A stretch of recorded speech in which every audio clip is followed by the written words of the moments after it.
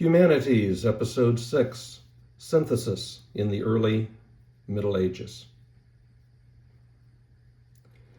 The early Middle Ages, from the fall of Rome to the Norman Conquest, has often been called the Dark Ages, but as you will see, it was nothing of the type. And in fact, David Perry and Matthew Gabriel have dubbed it the Bright Ages in a recent book. I tend to agree. Far from the barren wilderness, we're led to believe the early Middle Ages is a time of innovation and advancement within the arts.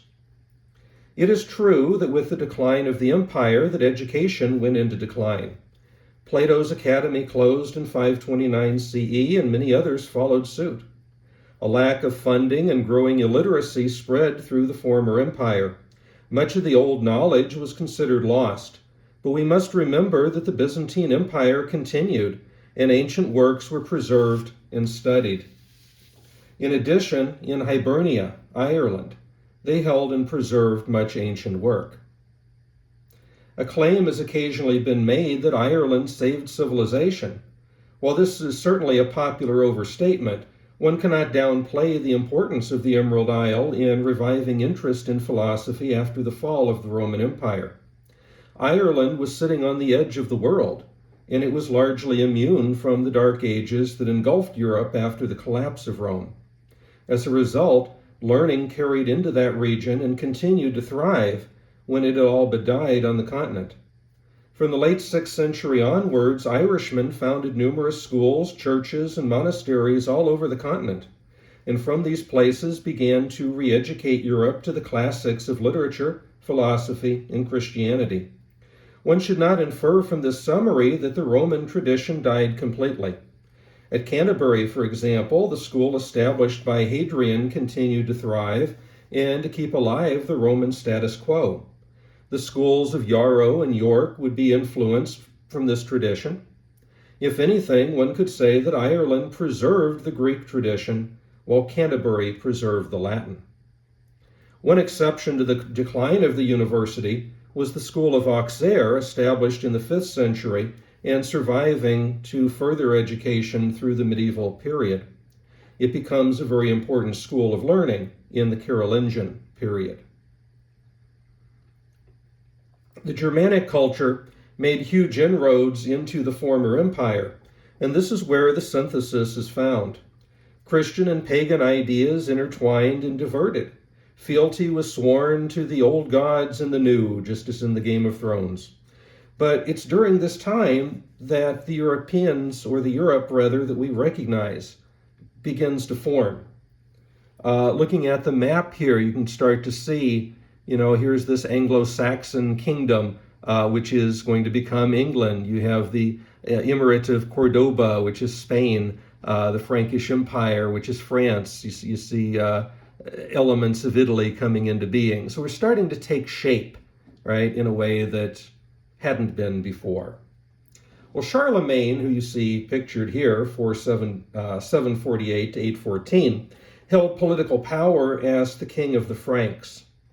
Through military conquest, he expanded his kingdom and spread the influence of Christianity. He acquired a vast territory known as the Carolingian Empire. On Christmas Day, 800 CE, he was crowned as Holy Roman Emperor. During his reign, Charlemagne standardized weights and measures, he improved commerce, he established legal reforms, and he gathered many scholars to come to his court and establish a new library of Christian and classical writings. The Germanic influence is going to be felt all across Europe. If we return to Ireland for a moment, a beautiful work called the Book of Kells is created in the 9th century. It was handcrafted by Columban monks and is a fully illustrated manuscript of the 4 Gospels. The text is perfectly inscribed in Latin, and the artwork is considered amongst the best in medieval manuscripts.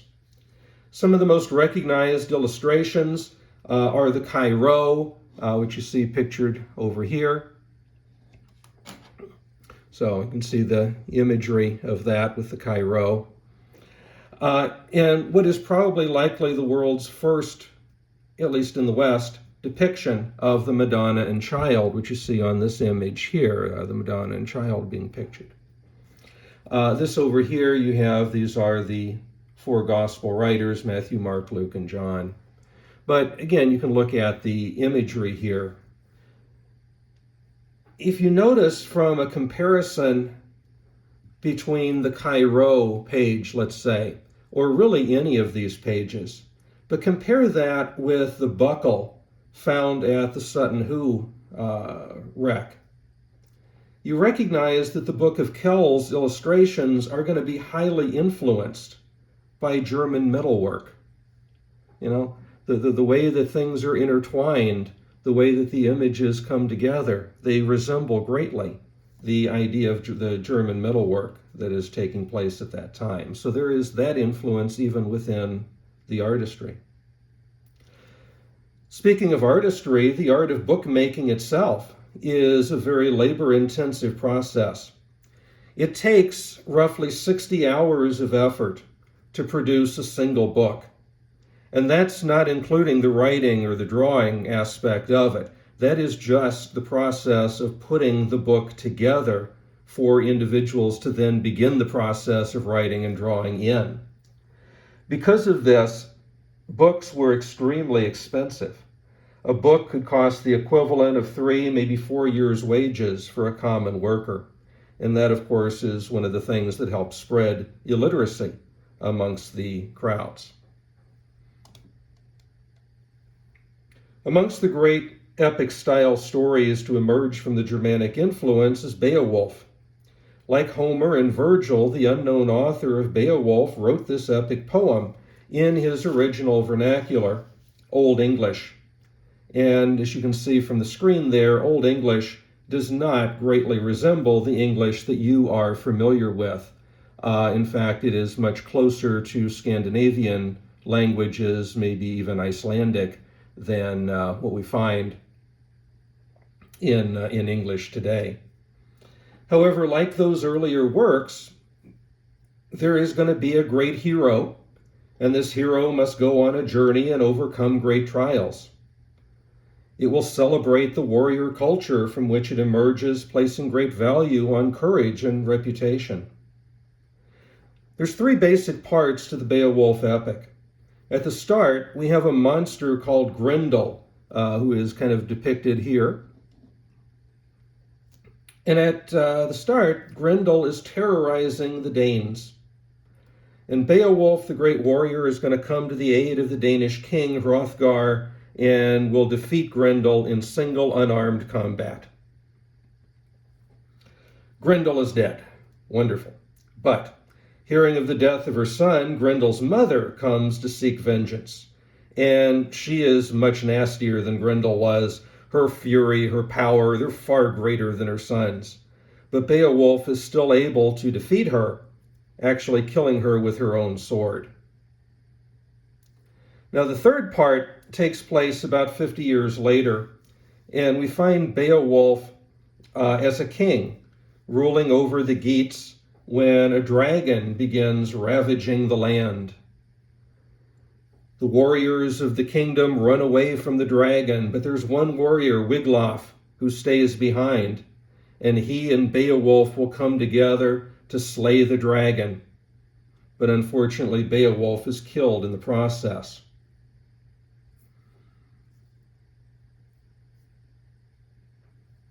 This is written basically to applaud his deeds, to set an example for others, to herald Beowulf's way into the next life.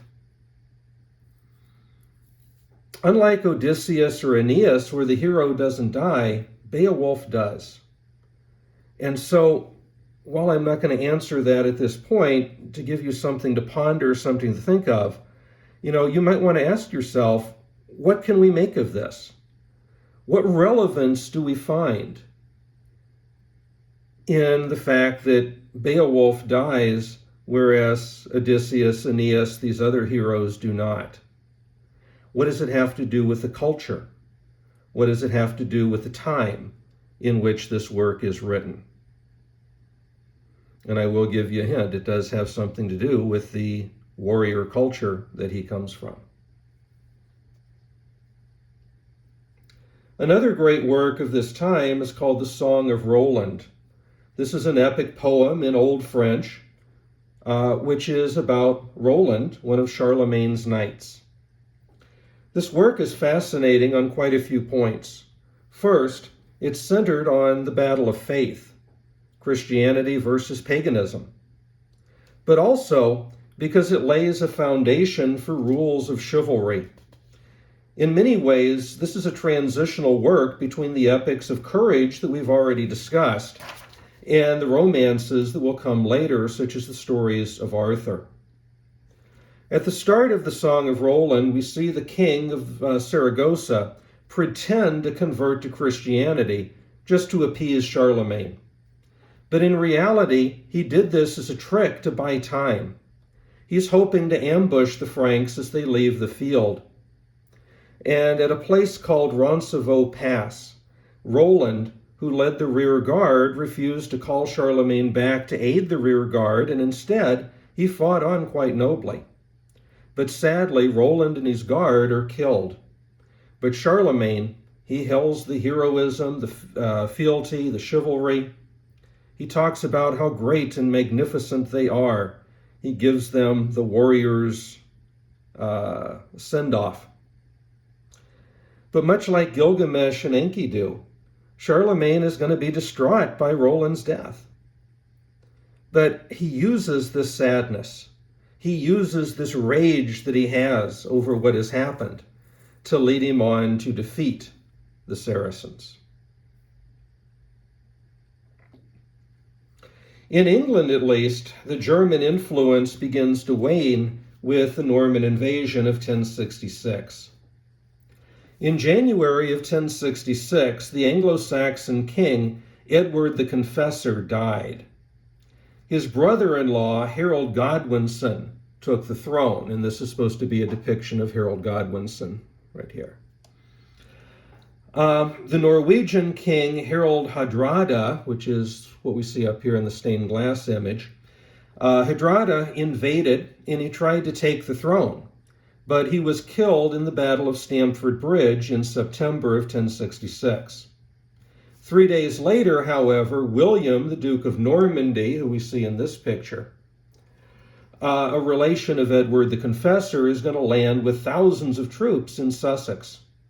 Harold meets William on the 14th of October, 1066, at the Battle of Hastings.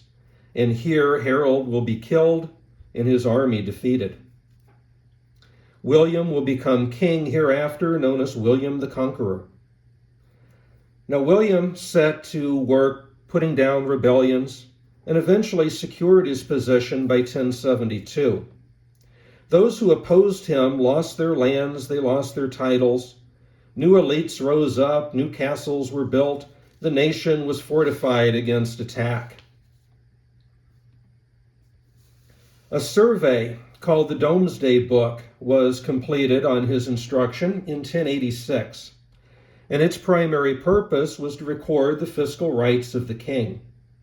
It listed all the names of the new landholders, the tax that was to be paid, the dues and proceedings of the crown. It established the annual value of all the land in the country. So basically, William wanted to know what wealth he had to call upon should it be needed. When the Normans come to England, they also bring the French language with them into England, and it will become the common language of government, the nobility, and the courts for hundreds of years. It will not really be until the time of Henry V and after that English begins to become a dominant language. One great work of art is directly a result of the Norman Conquest, and that's what's known as the Bayeux Tapestry. The Bayeux Tapestry is a work of embroidery. It's 70 meters long, 50 centimeters tall, and there are 58 scenes which depict events of 1066 and ultimately culminate with the Battle of Hastings. The belief is that William's brother, Bishop Odo of Bayeux, commissioned the tapestry in the 1070s and had it stitched as a gift for the conqueror. Now, if we look at some of the imageries that you can see here, right, you can see the arrival of William the Conqueror and others by ship. You can see individuals marching into battle and some of the fighting that takes place. This one, very interestingly, we see, it's kind of hard to see in this particular image, but this is an arrow that is going straight to the eye of Harold Godwinson. It said that when he was killed on the battlefield, he was shot with an arrow through the eye. And so that's being depicted there. So it's very impressive work. And again, it seems to be there to commemorate what is perceived as the great victory of the Norman Conquest, the great victory of William the Conqueror. And so another question that you might want to consider, how does the Bayeux Tapestry, this work of embroidery, compare to other war commemorations that we've looked at, some of the things that we've talked about, or some of the ones yet to come? You know, we looked, for example, at the Titus Arch that was built in Rome. You know, it's colossal, it's stone, it's out there for all to see. This seems to be a little bit more personal. But does it serve the same purpose, the same function? It's an interesting question for you to ponder. Now, about this time, another important event occurs, the First Crusade. Since the 7th century, Jerusalem and the Holy Land had been held by the Muslims. The rule of Umar began threatening Jews and Christians living in Islamic territory, and it made life very difficult for them. As a result, a plan was made for a military conquest to reclaim this territory for Christianity. And so in 1095, Pope Urban II, who we see in the statuary here, called for a crusade, an armed pilgrimage to take back Jerusalem. And so again, if you look at the image or the picture of the world at the time, you can start to see the European population and the size of the Holy Roman Empire now as well. And down here, of course, being Jerusalem and what would become known as the Crusader states. So members of the high nobility and their followers, they're going to fight and eventually take Jerusalem on the 15th of July, 1099. So it will take a few years, but it will eventually be won. The region is going to be divided into 4 Crusader states, and so you see those listed here. The Kingdom of Jerusalem, right in through here, the County of Tripoli, the Principality of Antioch, and the County of Edessa. So those become essentially Christian-controlled territories after the First Crusade. The Christians will hold a presence within this region, albeit a very shaky one, until the Siege of Acre in 1291. At that point, the Muslims will take the upper hand, and much of this land falls back under Muslim control. And the Crusades, there are many, many Crusades throughout the medieval period, they will continue to rage on. These are the events of what's known as the Prince's Crusade. However, the initial call to arms began another movement called the People's Crusade, led by Peter the Hermit, who is supposed to be the individual speaking here and rousing the crowd. And Peter the Hermit got thousands of poor people in the Germanic states to rise up and march to battle. But as they were on their way, they passed through these Germanic areas. They began committing terrible acts against the Jewish population. This was a very terrible and early example of German anti-Semitism. The image that you see over here depicts an event that takes place in Germany during this time, where some Jewish people were held captive in this tower, and they knew that they were about to be defiled by the Crusaders, this peasant mob. And so rather than allow that to happen, they cast this child down below, basically killing it, rather than allowing it to fall into the hands of the Crusaders.